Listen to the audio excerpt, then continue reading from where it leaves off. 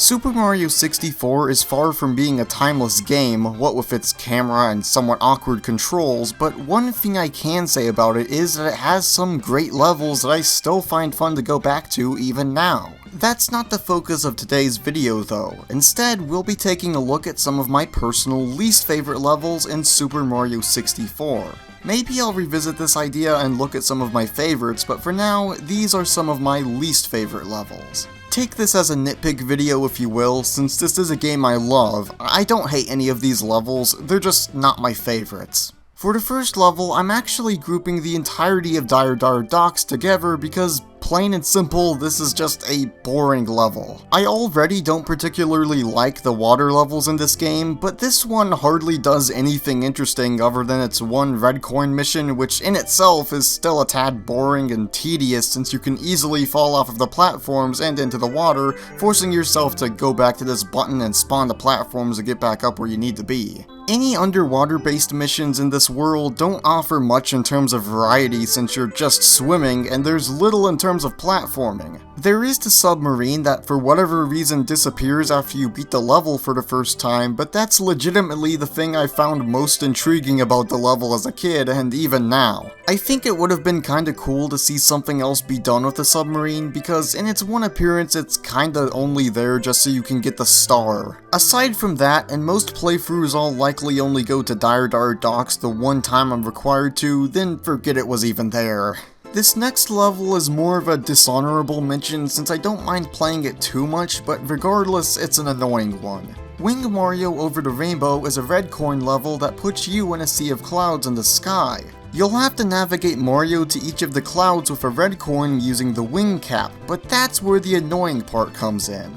Flying with the wing cap isn't something I particularly enjoy doing unless it's for fun, because when it's mixed in with platforming, I find myself having a difficult time actually landing. Your options for landing are either gliding down onto the clouds or ground pounding over them. If I'm gonna be blunt here, don't bother with gliding into the cloud unless it's a huge one with enough space to slow you down before you fall off.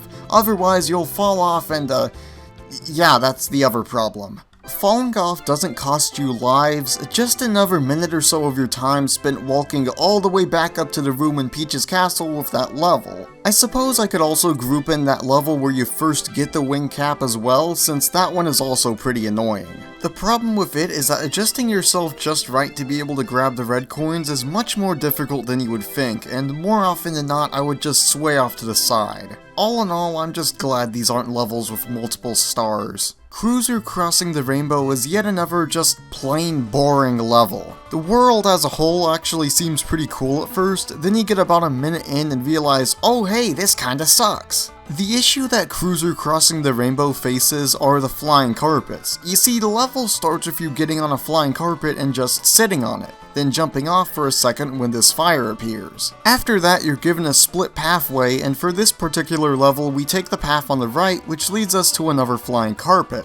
Occasionally the level will throw some platforms that are incredibly easy to platform over, but for the most part, you spend the level just waiting for something to happen. Yeah, that's not exactly very, fun. The most interesting thing you'll find is the airship, but even that in itself is pretty disappointing for all the waiting you had to do to get to it. One could argue that the big house in the sky is worse since you have to wait even longer, and yeah, I would agree. It's a worse issue there because if you fall off or don't get back on the carpet in time, then guess what? You have to wait all over again, and there's even less platforming. Look guys, doesn't this look like a fun level? I'm just kinda sitting here, but trust me, I'm having the time of my life on this stupid carpet.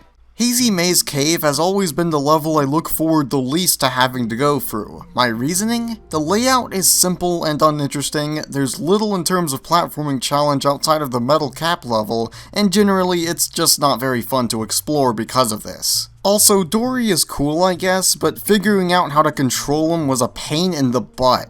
The only reason I ever come back here is if I absolutely need some extra stars to open another door. Otherwise, I just don't find it fun enough to even bother. So here's a level I wasn't expecting to add to this list. Ticktock Clock is a level that can be fun because it has some genuinely fun platforming, but the only problem is its main gimmick. See, the entrance painting itself is a clock, and this ties into that gimmick. Depending upon what time the clock is set to when you enter it, certain platforms and stage hazards will move faster, slower, or just not move at all, or they'll go back and forth, making the platforms even more frustrating to cross and predict. This is a decent idea for a level gimmick, but the problem is it's incredibly hard to tell what time is the best to enter the level for the platforms to be the slowest. I'm saying this because the level has you climb up inside of what can be assumed to be a clock, and so the higher you go, the higher you can fall. It's an okay level if you're just going for the stars that don't require you to climb up very high, but otherwise it's kinda obnoxious getting a fair distance up the clock only to have one little blunder screw you over and send you right down to the beginning.